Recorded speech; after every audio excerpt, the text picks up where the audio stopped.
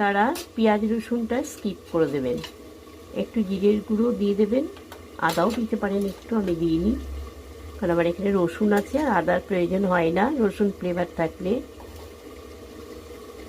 আমি সেই জন্য স্কিপ করলাম।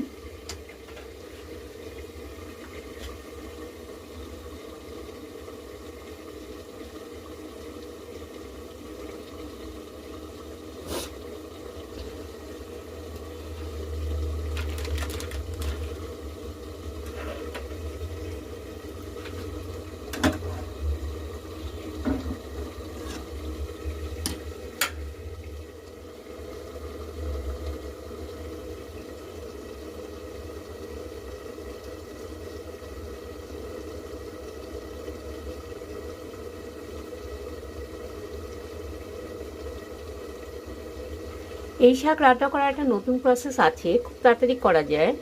সবজিটাকে ভেজে একটু হালকা ভাপ দিয়ে নেবেন, সেদ্ধ সেদ্ধ মতো করে নেবেন, তাহলে সম্বার দিয়ে বসিয়ে দিলে শাকটা খুব তাড়াতাড়ি হয়ে যায়। যখনই ধোবেন ওই বাটিতে বসিয়ে দিয়ে ভাপ দিয়ে নেবেন, স্লাইড একটু নুন ছড়িয়ে। তারপরে যদি জল বেরোয় ফেলেও দিতে পারেন, শাকে দিতেও পারেন। তারপরে সম্বার দিয়ে বসিয়ে দেবেন, 2 মিনিটেই হয়ে যায়। এই পদ্ধতিটাও অ্যাপ্লাই করতে পারেন। সেটা আর করে দেখায়নি, আর একদিন করে দেখাবো। ভাপ দিয়ে খুব তাড়াতাড়ি হয়ে যায়, নুন হলুদ পড়ে গেলেই সিদ্ধটা কম হয়, তাড়াতাড়ি হয় না।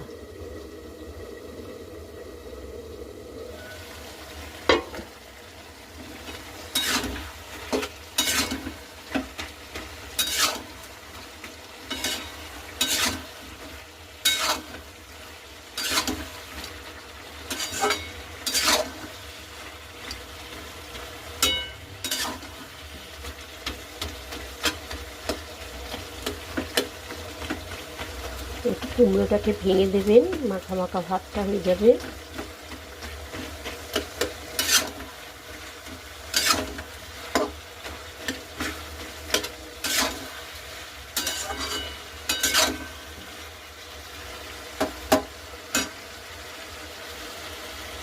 আমি একটু টেস্ট করে দেখলাম, সব ঠিক আছে, নুন মিষ্টি।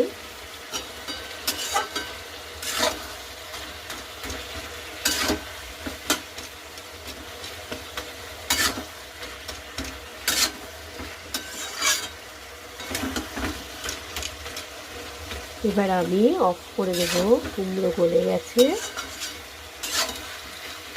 আমি ঝোল রাখবো না আজকে আর, তাই এখানে স্টপ করে দিলাম। বাই। আমি স্ট্যান্ডিং টাইমে ঢাকা দিয়ে দেবো।